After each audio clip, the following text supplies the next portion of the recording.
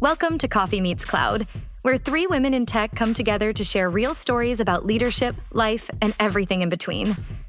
Join our hosts, Karami McCollum. In other news, these headphones, I'm going to have to do something else. I am on fire. Cassandra Parker. It's pretty basic. We have to stay fully caffeinated in order to do all the things that we do. And Rachel Rogers. I don't know if we can survive this. I feel like this one goes in the vault. Your go-to source for candid conversations and unfiltered insights. So, grab your coffee, pull up a chair, and join the chaos. Welcome back to Coffee Meets Cloud. Thanks for joining us on this Tuesday morning. This is me, Faking Energy. How are we today? Whoop, whoop, woo. Fake it till you make it. I mean, sometimes you have to do that, but Karami probably more than others since she's fresh off her Disney vacay, which is not a vacation. It is, but it's not. Let me not complain. These are some first world problems. I mean, we had a great time. I was so glad to go. But now that my body has been stationary for a few hours, it has realized how tired it is. And I've not crashed and burned this quickly in a hot minute. I'm feeling it. Welcome to getting older. That's what I said. She's welcoming to the age of getting older, and you can't do as much as you used to without proper rest. You sure can't. I mean, but shout out my youngest because she's a trooper. We said we were not going to skip naps because we were not going to be those parents who had a screaming child going through the Disney parks. And then we did skip naps and had a screaming child going through the Disney parks. She wasn't screaming, but she certainly was not herself. But we maximized our time and we are feeling it. But it was a good time. What's been going on with you guys?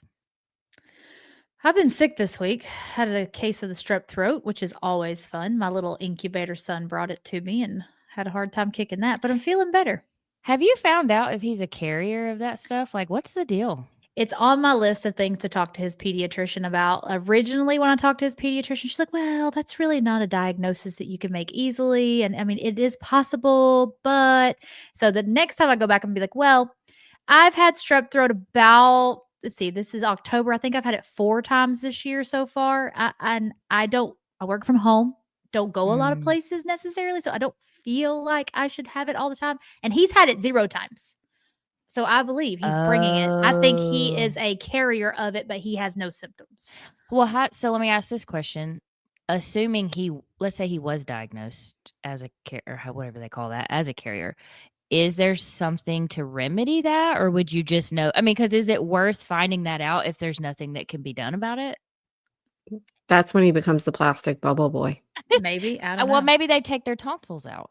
Oh, don't say that. I know, but that's not like 100% cure. I mean, it doesn't, and especially if it's not impacting him.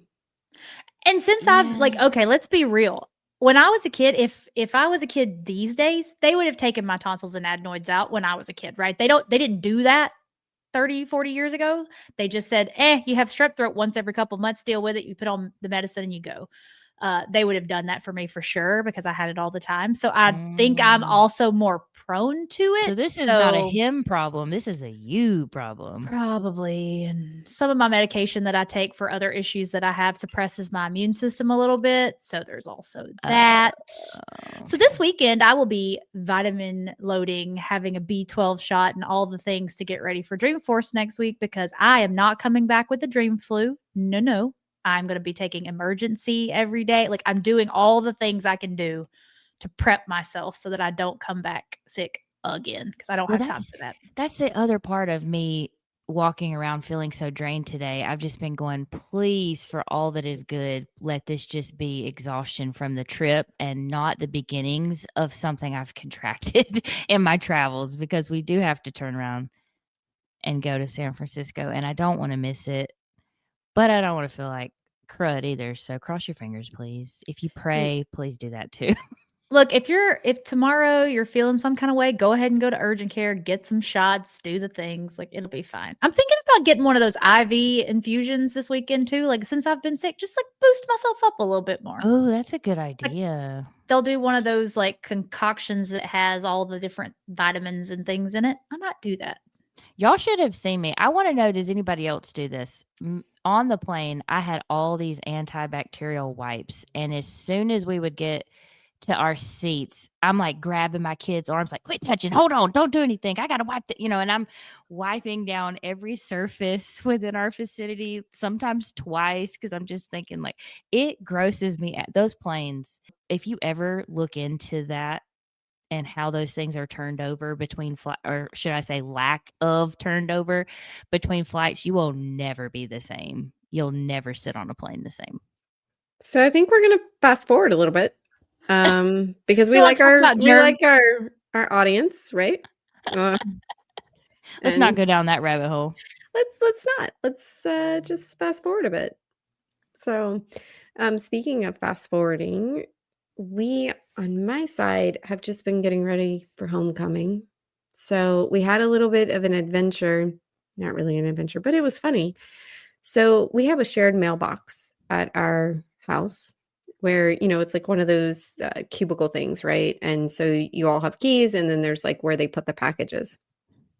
Well, Kinley comes home from trying to get the mail, and we had something in the package thing, and she tried to put the key in and it wouldn't work. So then her and I go back down there. It doesn't work. I'm like, something's wrong, right? And so I look up what the package is. Well, what the package is I had ordered from Oriental Trading, I had ordered a package of frogs for her to throw at the homecoming parade, right? Plastic frogs, okay, but frogs nonetheless. So I asked my neighbor across the street if he could come look at it for me. Like, am I just doing something wrong? And he's like, no. He's like, it looks like the key's actually broken off. You got to call the postmaster. So I call the postmaster, and I'm not thinking, okay? And the postmaster's like, how can I help you? And I'm like, well, the key doesn't work in the thing. Like, it's like the key's broken off, the tip of the key. So when you put it in, it doesn't work. He's like, well, what's the package? And I said, well, it's a package of frogs. He goes, ma'am, you got frogs in the mailbox? And I'm like, yeah. And he's like, well, I will have somebody out there right now to fix this. And I'm like, okay, great. Not thinking like maybe you should have told the man they were a bunch of plastic frogs, and not that like he's thinking I have live frogs stuck in this mailbox and they have been in there for hours. And yeah, you got moved to the top of the adventure list for some plastic frogs. And I didn't even think about it. I was just like, frogs. And you would think that's strange, but people get live stuff delivered all the time. We had crabs delivered for my friend's birthday, crawfish we get delivered right from Louisiana. Like, it's a thing. So it would not be out of the realm of possibility for a shipment of frogs. No. Afterwards, I thought about it. I was like, oh, I should have told him they were plastic. Man, you have frogs in your mailbox? And I was just like, yeah, duh. Don't you?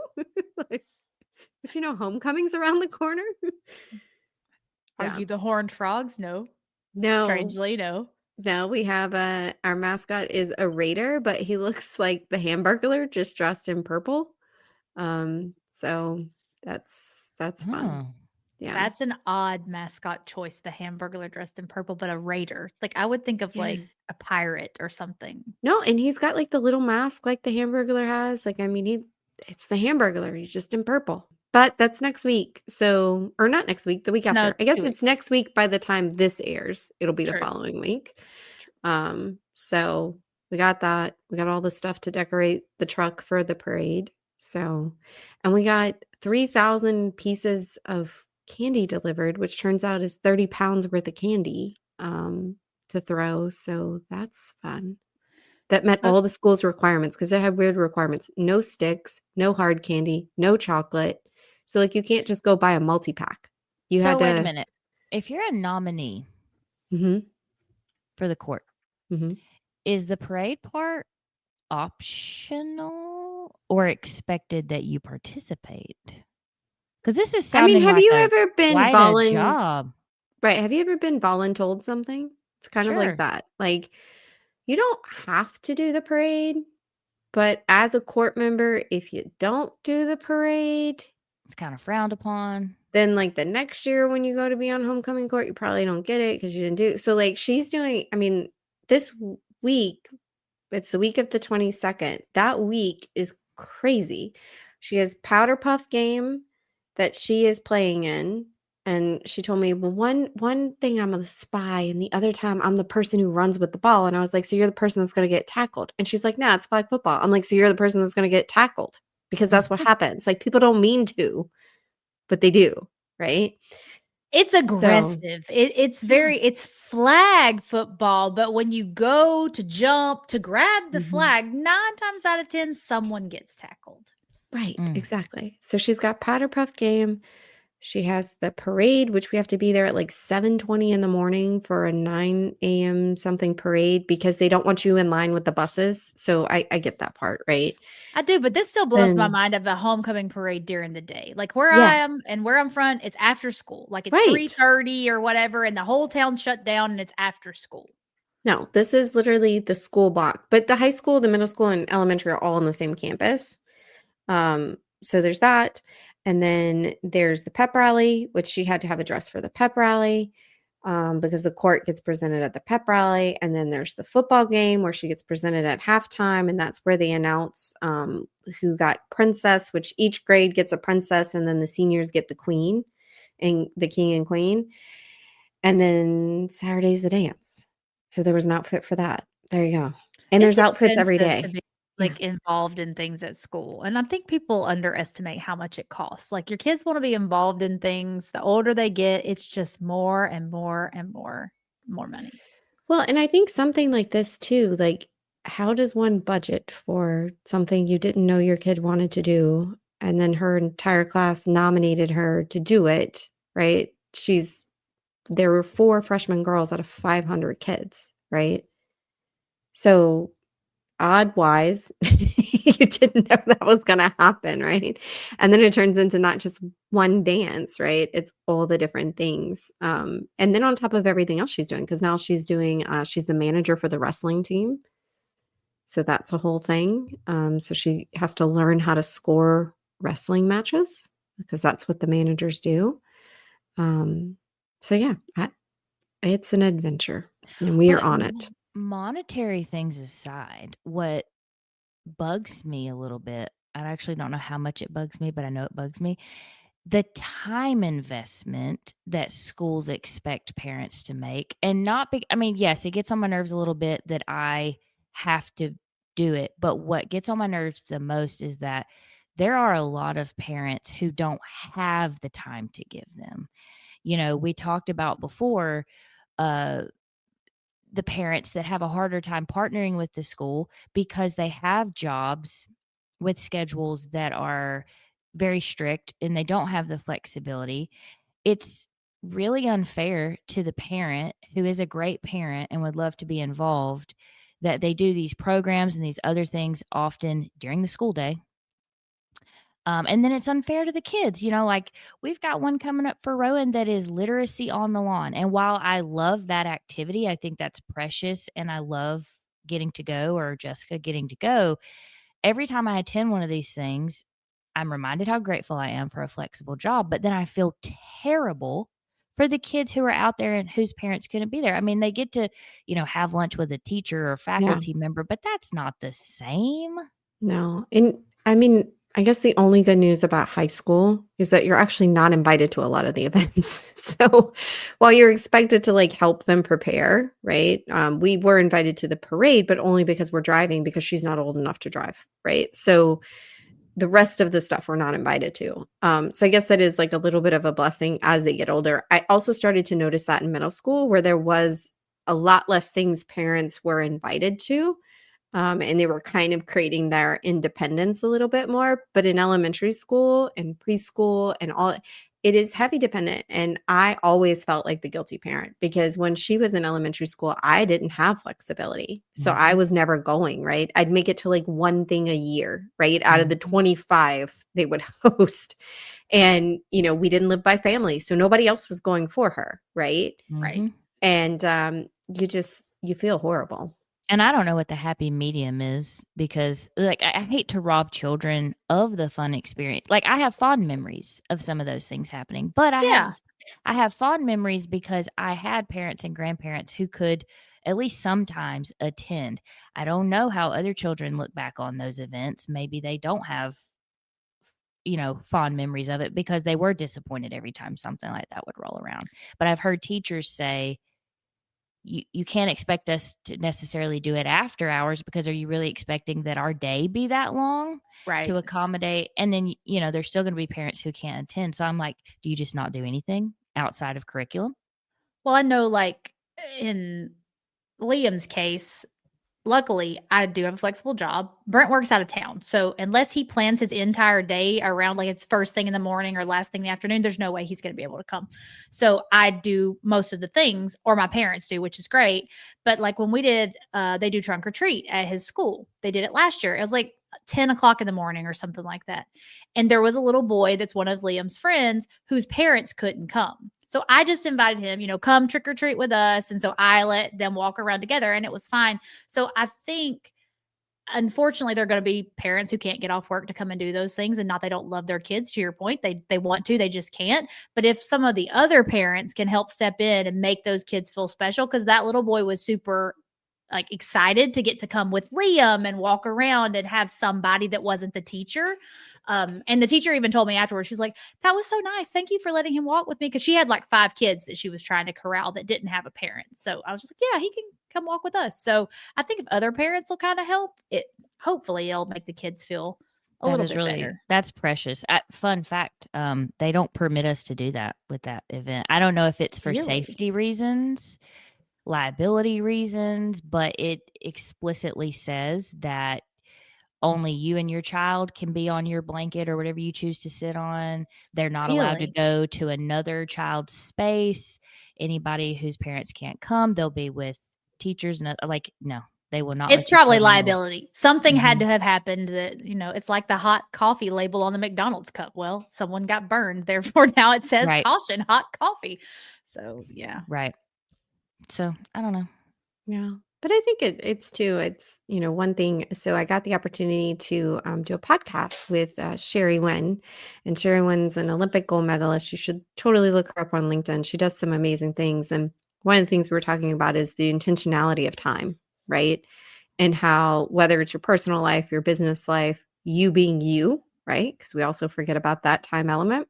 Mm-hmm. But making sure that whatever you do, it's intentional. And if you do get the opportunity to show up, show up. Mm-hmm. Don't be on your phone. Don't be, still working, but you're there, right? Don't, be having side conversations. Like, you're there for a reason and a purpose, and make that the thing that you're doing. Same thing with one-on-ones, right? Like, if you are a leader and you are having a conversation with an associate and you schedule one-on-one time, right, to connect, use that time for product conversation. If you're not going to use it for productive conversation, cancel the meeting, right? Like, you do not have to have a one-on-one so that you see a person if you're not going to make it a productive session. And I think being that intentional with your time and saying like, hey, no, we're going to cancel this meeting, right? We're going to take back this time because we're not prepared, or we're going to do this and we're going to shift things, right?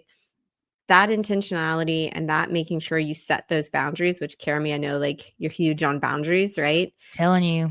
I know, but I don't think we do that enough, right? And then when we do set them, sometimes we go and we're not intentional about it, and that creates a different challenge and a different problem. So I think that kind of ties nicely into making sure that when you can show up, show up. Yep. To the point about boundaries, interesting story. I think I sent you guys this. I don't know. Everything's bleeding together. But so football is ramping down now. Thank you, Lord. I think we have like 2 games left, and Rowan decided to take a break in the winter season. He normally plays basketball, but he said he would like to just take a break, and we were like, Yay. You got it, kid. So that'll be nice. But it makes me think about with football, and if any of my fellow football parents or coaches listen to this, I'm sorry. It is not personal, but I just have to say the boundaries thing is very hard. And it's hard, like when you've committed to show up to something and be a part of something and be there for a team of people, and it's very clear that everybody had a different set of expectations of what that commitment meant. It's very hard to hold your boundaries. So it's really important that everybody be clear about the expectations up front before you make a commitment. That's the first thing I want to say. what I mean by that is when we signed him up for football, we assumed the commitment was, 2 or 3 practices a week, a game, generally an hour practice, because that's how sports have always been. Right. Cool. We can commit to that, no problem. Sure. But that turned into practices are actually an hour and 45 minutes. Sometimes 2 days a week, sometimes 3 days a week, depending on whether there's a game. Show up to the games an hour before playing time to warm up. Don't ask me what that actually means, because I don't know how you warm up for an entire hour at 8 years old. An hour? Girl, you heard me right. And what really started to bother me was you have these practices scheduled for an hour and 45 minutes, but then they don't actually end at an hour and 45 minutes. They're actually turning into like 2 hours because they're not ready to, oh, let's just run this a few more times, or, oh, we're going to huddle up after and talk about whatever it is we talk about for another 10 or 15 minutes.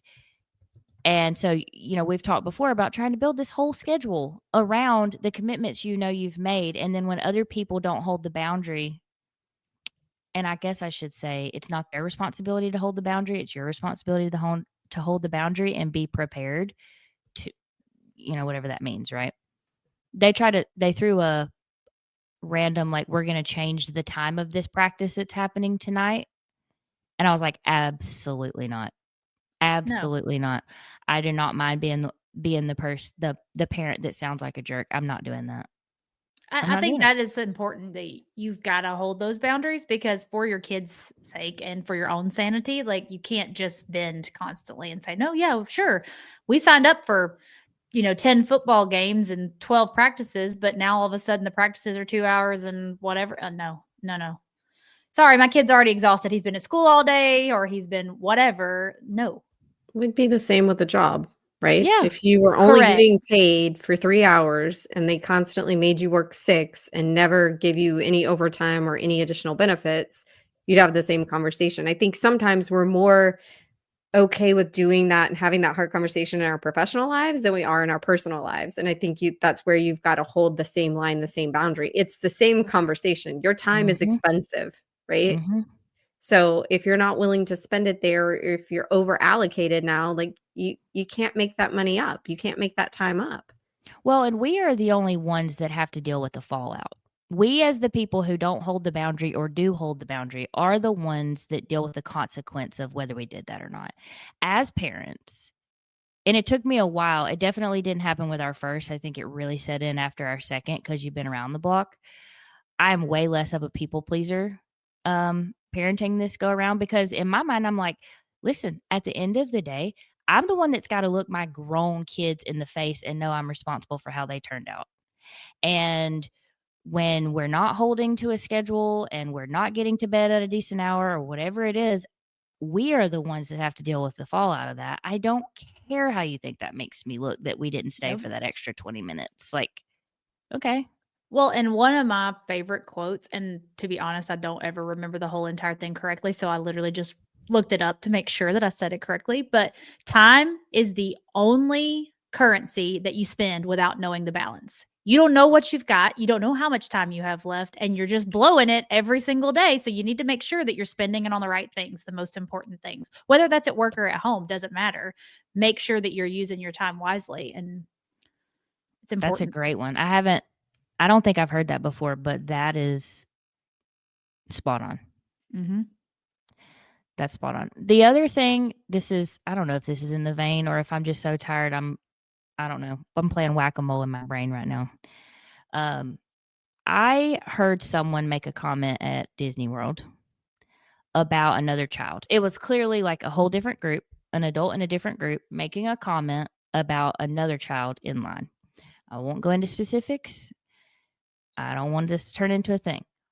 What I want to say about this, they were criticizing under their breath. That's as much as I'll say, right?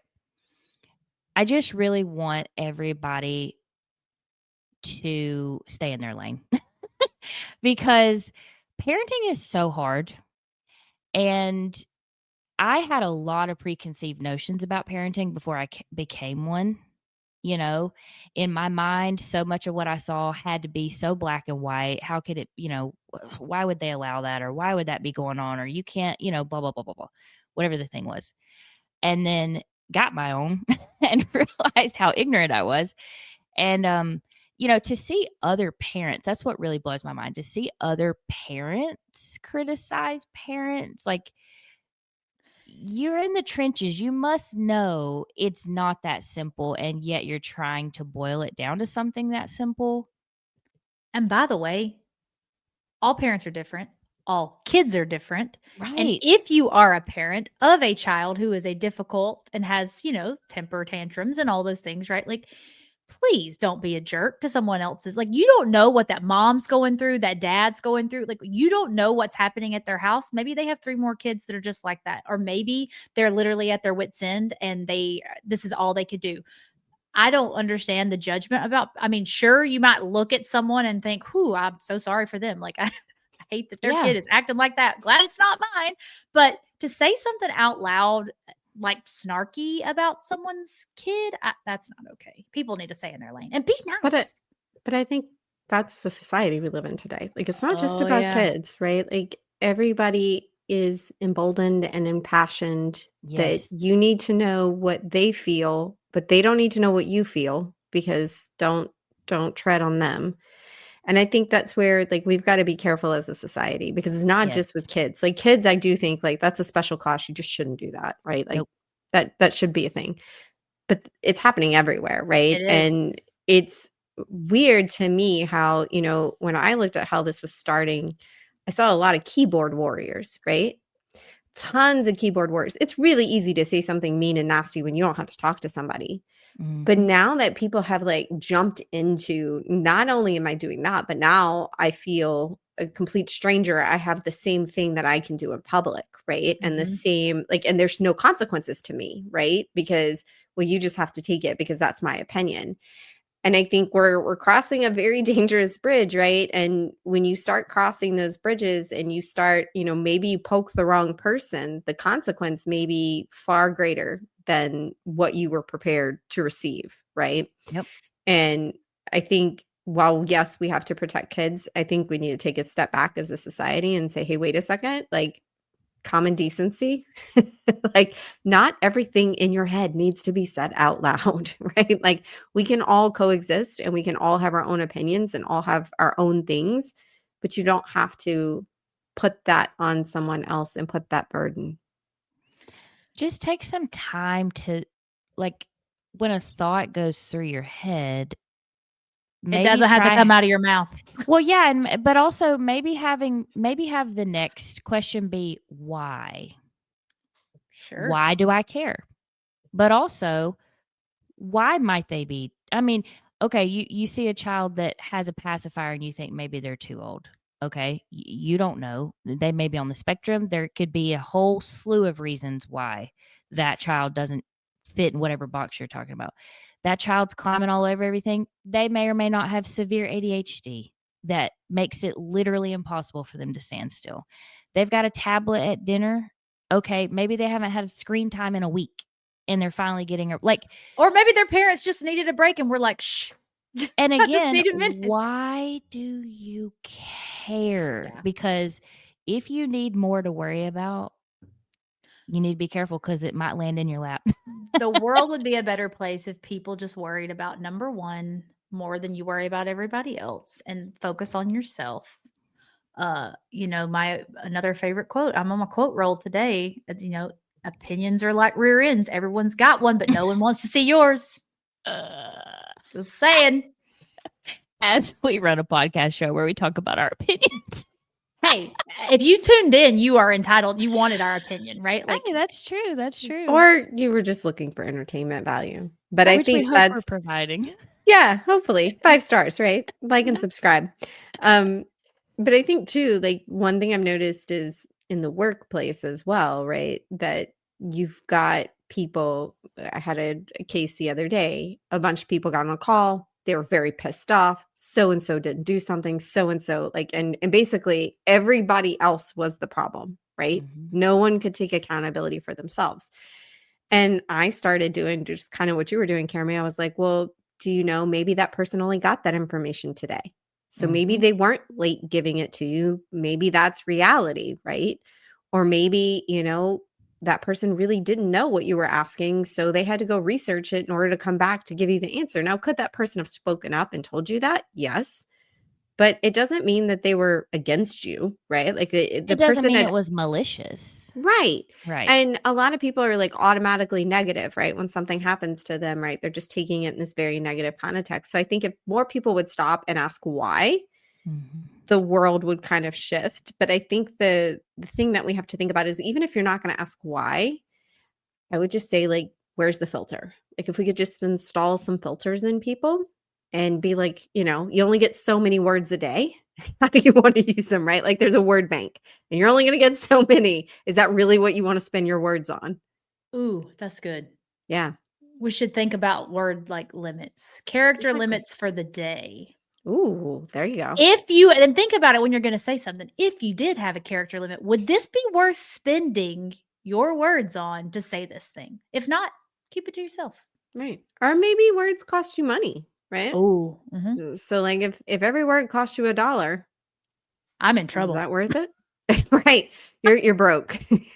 Well, we've talk talked all the about time. that book, which we've talked about it before, and we have it linked on the website, the let them theory. I'm telling you, it when you just start letting them, but that's the thing. If we could all do that, like me letting them helps protect my peace, but it doesn't do anything about what others bring to the environment that I'm in. I would really like for other people to start letting them, so that I don't even have We're to going to hear start about a it. movement. Everyone read this book. Everyone subscribe to this theory so that we can all be on the same boat. Please let them. Just please let them. But you would also protect your inner peace so much if you would just not worry about what everybody else thinks, what everyone else is doing. This family down here has a nice fancy house and maybe your house is just whatever. Who cares? Just if you're living your life, if you're enjoying things, let it go.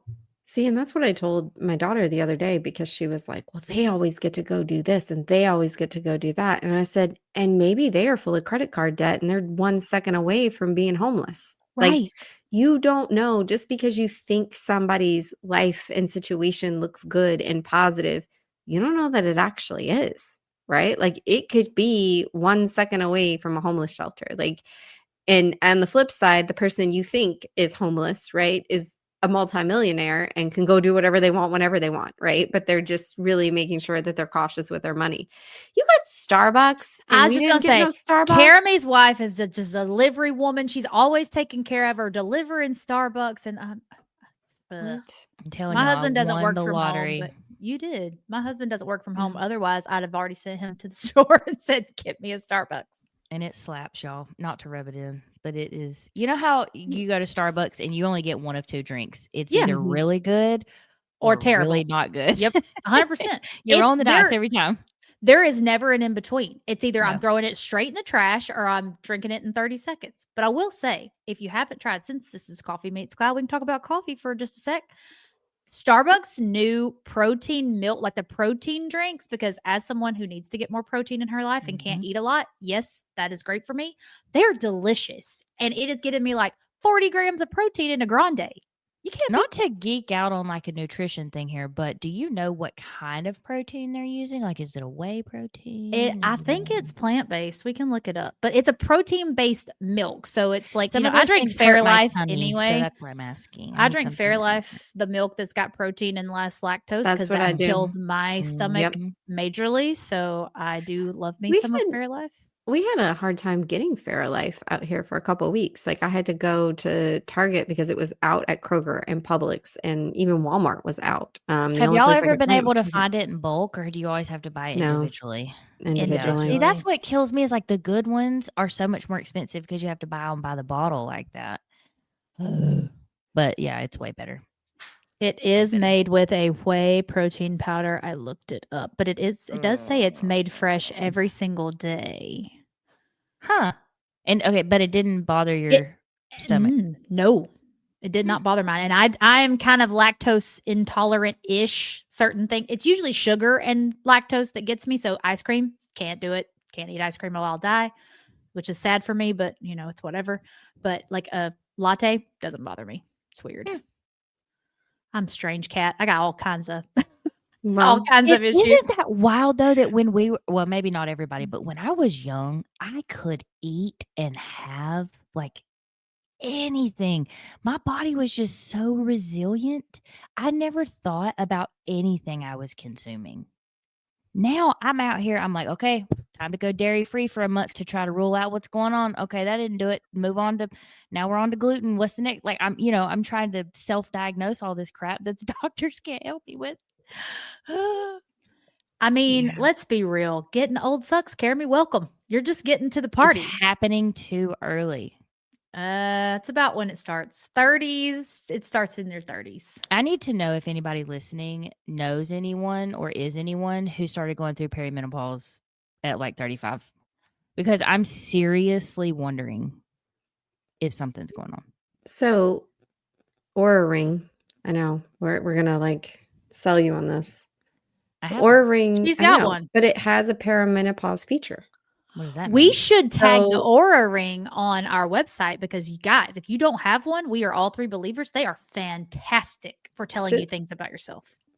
Yeah, so there's a survey in there, Carmy, that you can take that goes through perimenopause symptoms, and you can go through it, and then it'll tell you like, hey, based on what you're saying, this is what I think, right? And it would even give you like suggestions on how to talk to your doctor. Because they say in your 40s is when it happens, but in my late 30s, I started having experiences. And now that I'm just turned 40, and yeah, on that side of it, it's going away. Like a lot of the things are lessening, but I was using that to help me of like, what are my things? Well, I'm sorry. After this, please show me or send me how I get into the survey section. I just opened my Facebook and I am going to put Cassandra posted a video of me and Jessica on Facebook. Did you mean to do that? Yeah, girl, I did. I posted it all up on there. So go ahead. You tell them. You tell them. So my husband's 50th birthday was this past weekend, and I threw him a surprise party, which was awesome. It turned out great.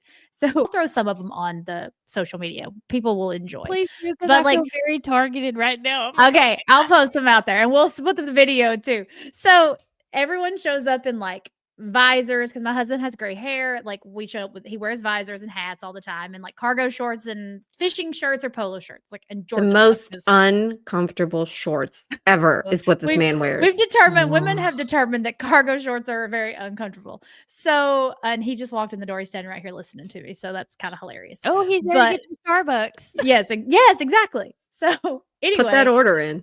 so Carrie and Jessica, since they can't come, dressed up like Brent and sent a video to me. Like Carrie texted to me the day before, and I showed it to him. It was the highlight of the thing. It was hilarious. Like Jessica looks like Jessica, but just like wearing Georgia stuff. But Carrie has on like the hat. She Full stuffs send. her belly so that she's got like a bigger stomach. And I was rolling. So I had to post it Hold on, Facebook. Cassandra. I did not stuff my belly. Are you sure? Was it just the shirt? The shirt looked like it was hanging, like you had stuffed your belly. She did not stuff her belly, just so you know. I thought you did. That's like when somebody goes, "What are you do?"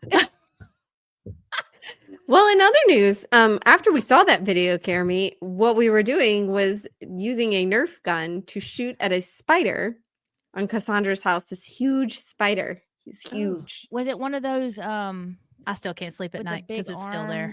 arms that's like everywhere right now? Its No. body was really Yes. fat and It was gross. big. Okay, not one of those. No, was it wasn't one of those big. little skinny ones with the super long legs. It was a fat, nasty, gross spider, Mhm. and I haven't seen him in the last We couple of kept days. getting Nerf bullets stuck in his web. Mhm. And then, Brent took a fishing pole and tried no to get him no one tell Liam we use his Nerf gun for that because he'll be like, "Ooh, it's disgusting." Oh, But it was good entertainment. It was good entertainment. It was I a fun hate we party. missed it. I hate we missed it. That would have been fun. Yeah. It was a Oh, good It was time, a good time. And Next good time. food. and very good food because Rachel's husband Jamie made the brisket and the pork, and it was even when I had those leftover brisket tacos a couple of days later. Oh, it's delicious. And Jamie said it should have been better days later, though. I mean, but it wasn't pure because I had stuff Yeah, on it. Like I like is it better true. just by itself. That's true. And if for those of you listening, my husband does barbecue. He used to compete in Texas when we lived in Texas for barbecue. He's won several awards for that. So that is his love language. I'd invite you to my house, but we like to eat all of it ourselves. I mean, these ladies come, I'm but you know, stingy. right? Yeah, definitely I gonna have mean, to, like I'll charge admission, but you can come. Like, I'm gonna have to come for the whole thing at some point and like have Jay tell me like this is how you trim it, this is what you do, so that I can replicate at home because it doesn't turn out that way when I make it. And it's one of those things you got to show somebody. You can't just well, do it. but it's also never going to replicate because Jay does it different every time. Like, and Yeah. it's based on the cut of the meat, right? Like, there's so Yeah. many factors that go into it. Because Jay likes to butcher his own meat, right? So he'll get the less expensive meat that he can butcher up versus getting the more expensive meat, which is pre-trimmed, right? So it's different every time, and he uses different rubs. So, but yeah, you can totally come spend the night. He does it the night before, so Yeah, all night long. Gotta be getting up. Gotta be baby in the brisket. Oh, it's worth Yeah. it, man. It's worth it. baby in the brisket, and then we'll just make it a pool day the next day. There you So go. just float in the pool. Pool's heated. Beautiful. You can get it at any time. All right. Well, Caramy, I feel like it's that time. Time to say Already? goodbye. Oh, I it is know. that time. Sorry it's not longer, but here we are. You don't have to go home, but you can't stay here. Right.